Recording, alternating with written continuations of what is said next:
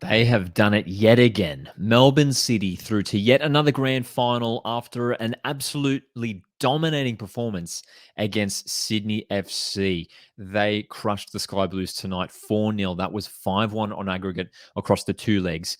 Melbourne City, they're heading in favourites into the grand final after this performance, and they were heading in favourites regardless anyway. They're premiers this season, and it's going to be interesting to see who they face in that grand final, whether it's going to be Adelaide or Central Coast Mariners.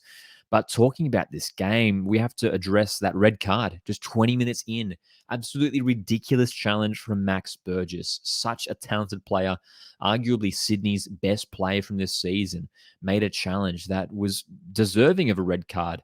High studs on the leg of Marco Tilio, and it affected the game. It didn't quite affect the pattern of the game. Melbourne City were already dominating before that. But Sydney SC just had no way to get back into the contest. Losing that player meant that Sydney FC's counterattacks just had no threat to them. Melbourne City were just in control of possession and were comfortably in control of possession. There weren't enough Sydney FC players to shut down those centre backs when they're in possession, to shut down Aidan O'Neill when he was on the ball. Melbourne City were just completely dominant, 77% possession across the whole match, 17 shots to Sydney's 5.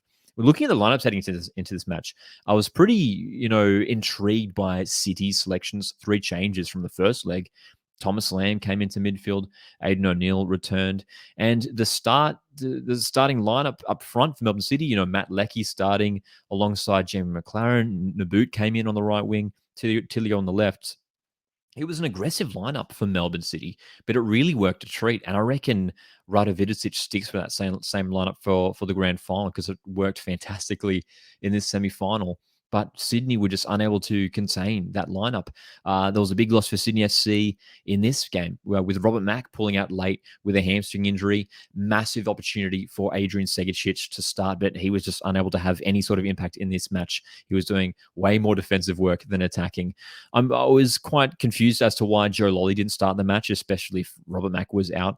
I guess it just suggests that maybe Joe Lolly was still carrying that injury that he picked up a few weeks ago against Newcastle Jets. But regardless, in the end, it didn't matter. I mean, City scoring that first half goal through Curtis Good, his first goal of the season, the own goal in the second half, and then 2 fantastic strikes in that second. Marco Tilio, the former Sydney FC player, scoring and celebrating against his former team. That goal securing City's place in the grand final. And then Richard van der Ven, who came off the bench and scored with a fantastic finish.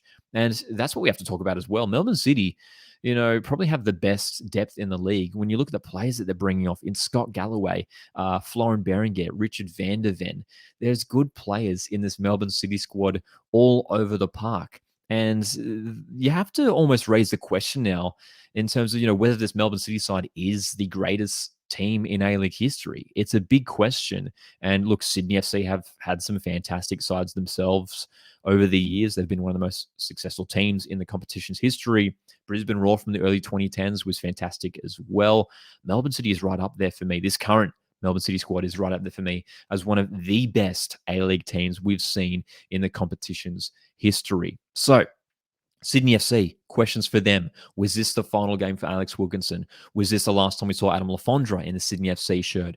And ultimately as well, was this Steve Corica's last game in charge of Sydney FC? The comment sections around the socials now, and I'm very interested to see what you guys think. So let me know your thoughts in the comment section. Will Steve Corica be the Sydney FC coach next season? It's a weird one because this has been a very mediocre season for Sydney FC. They really struggled, especially early on. And a lot of people probably didn't expect them to finish in the top 6, but they've finished the campaign really strongly and grabbed a bunch of wins to finish off the season. And we're 1 game away from the grand final, which is a decent run. And for any other team in the competition, well, for most teams in the competition, a finish in the semi-finals where you drew 1-1 with the Premiers in the first leg, that's a really good campaign if that's almost any other club in the league. But Sydney FC fans, you get the sense now that their patience is running thin with Steve Corica. It's 2 consecutive seasons now. The first season just before missing out on finals. This season finishing finals but missing out on the grand final as a team of a club with the stature and size of Sydney FC. The fans expect them to be finishing there in the grand final season every single season. And they haven't done it for the last couple of years. So I think Corica needs to move on, in my opinion. They need some change. I think they need to do a bit of a rebuild as well. There's some older players in that squad who I think will be moving on. I reckon this is Alex Wilkinson and Adam Alfondra's last game in a Sydney FC shirt. It'll be interesting to see who they bring in if it is a new manager, and what playing style and what sort of personnel they want to bring in as well. Let me know your thoughts on how the grand final is going to play out in a couple weeks' time, and also what Sydney FC can do to rebuild for next year, because I think they need to have a long, hard look at themselves after a couple disappointing years. But guys, thanks so much for checking out the video. If you have enjoyed, make sure you hit the like button. Plenty of A-League's final content here happening on the Coastwatch Football YouTube channel. My name's Lockie. I'll see you guys in the next one. Cheers.